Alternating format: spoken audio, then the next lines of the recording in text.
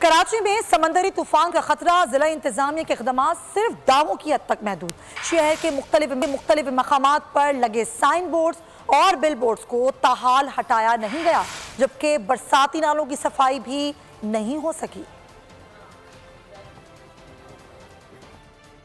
समंदरी तूफान कर रहा है हलकान। कराची बिल बोर्ड्स का जंगल, तेज हवाओं के दौरान तशीरी बोर्ड्स कीमती जानों के लिए खतरा बन गए। बजट 2023-24 की सबसे बड़ी ट्रांसमिशन, बोल एक मर्तबा फिर सबसे आगे।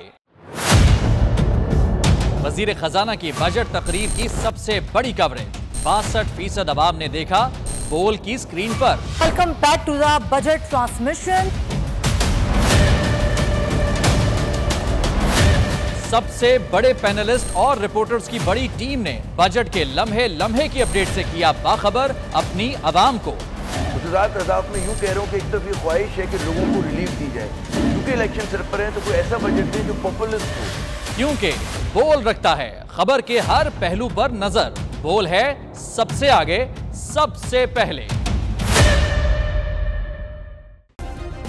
सब्सक्राइब करें और बेल दबाएं ताकि कोई खबर रह न जाए।